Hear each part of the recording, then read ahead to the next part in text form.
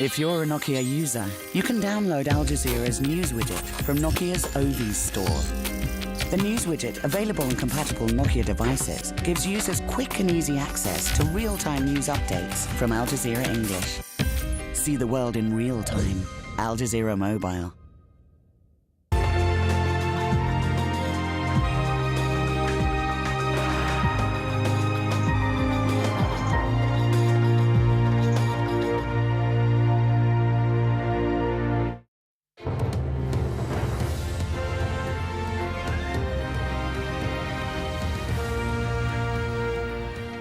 It's 11 GMT. You're watching Al Jazeera live from Doha. I'm Fully Batibo. These are our top stories. The Reuters news agency is reporting that opposition forces in Libya have shot down a military aircraft near the town of Misrata and captured its crew. Reuters is quoting a witness who says fighting for control of a military airbase is still ongoing. Meanwhile, Libya is top of the agenda at a meeting of the UN Human Rights Council in Geneva, attended by foreign ministers from around the world. The UN Human Rights Chief has called on world nations to back uprisings in the Arab world in words and deeds. Al-Baji Kayed Al-Sebsi has been named as Tunisia's new interim prime minister. He replaces Mohamed Ghannouchi, who resigned on Sunday. The leadership change follows renewed protests on Saturday, in which 5 people died. And some breaking news coming into us from Egypt, where the public prosecutor has issued a travel ban for former President Hosni Mubarak and his family. Of course, we'll bring you more on that story as information comes through. Again, the public prosecutor in Egypt issuing a travel ban for the former Egyptian President Hosni Mubarak, who is currently in Sharm el-Sheikh after being toppled a few weeks ago.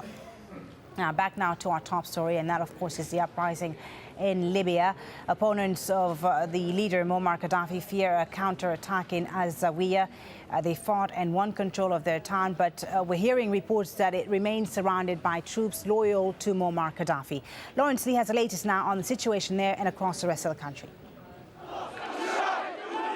You'd be forgiven for thinking that if a town only half an hour from Tripoli is in the hands of protesters with tanks, then the end must surely be near. Yet the days drift by, momentum ebbs and flows, and for the time being, Gaddafi's regime has enough to avoid falling to the people's uprising. Given the routine way in which Gaddafi's armed forces have been switching allegiances over the last few days, one of the questions that keeps being raised is how are the Gaddafis maintaining a fighting force? Up until now, the chief spokesman for Gaddafi has been his son, Saif al-Islam. He has routinely accused the media of lying about the fighting, maintaining Libya is entirely at peace with itself. The point that you are hearing rumors, false reports, please take your camera tomorrow morning, even this night, go to every city in Libya. Everything is calm, everything is peaceful. And yet this has now emerged. The same man, semi-automatic in hand, exhorting people to fight for his father. I'm here to raise your morale.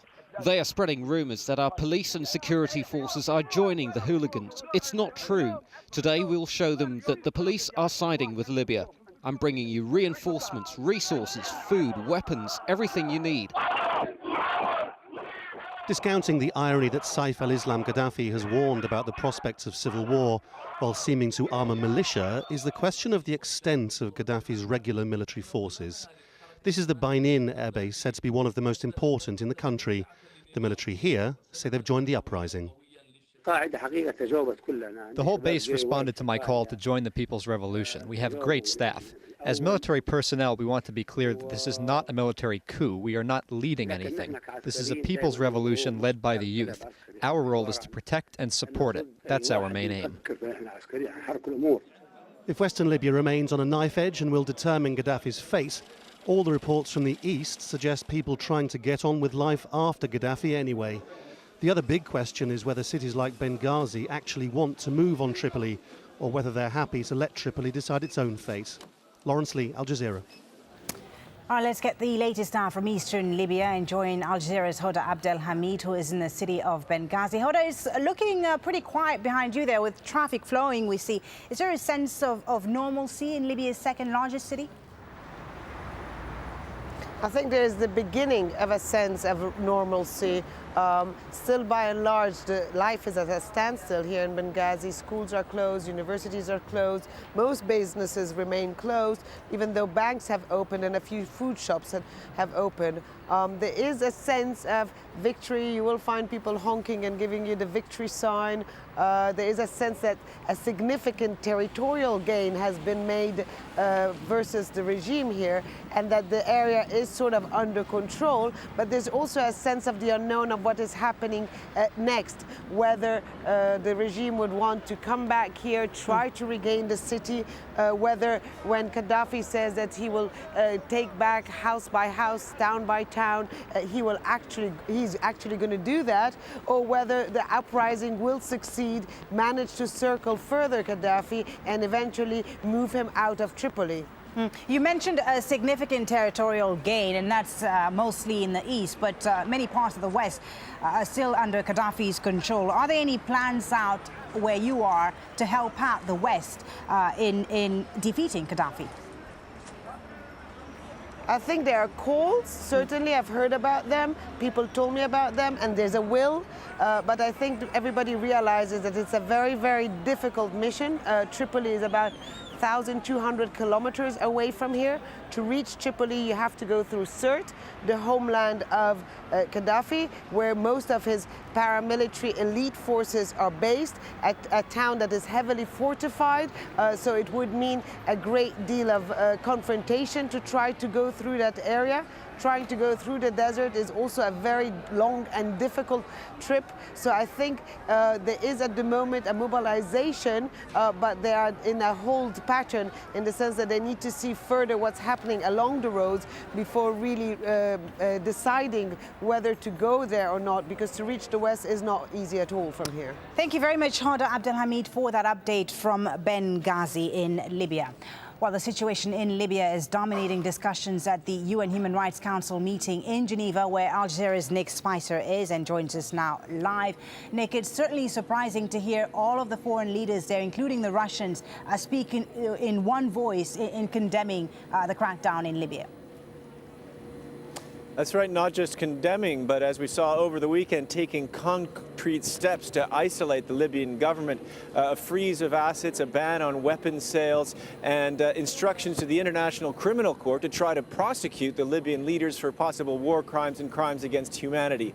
We have heard from the Italian Foreign Minister, Franco Frattini, who will be talking with Al Jazeera at length later today, that it is a matter not of if, but when the Libyan government falls. So the expectation here is that Muammar Gaddafi will go, and what people are talking about is essentially, what do you do in the after Gaddafi era? They're worried about humanitarian measures that need to be taken. The big Western countries and Russia as well have all taken unilateral actions to expatriate their nationals, sometimes using military special forces to go in and take them out in planes secretly. But there is a huge refugee problem in the making. Not only is Libya a transit point for lots of Africans who are trying to get to Europe, there's a refugee problem created by the violence itself, as we've heard with people on the border with Tunisia and Egypt going into those two countries, thousands of people who need to be taken care of, and people are very aware of that and trying to come up with a common response. And I was going to ask you, in fact, how are they planning to deal with this looming humanitarian crisis? I mean, is there any talks there about a possible intervention or any other action that they are likely to take besides the sanctions that we heard of earlier?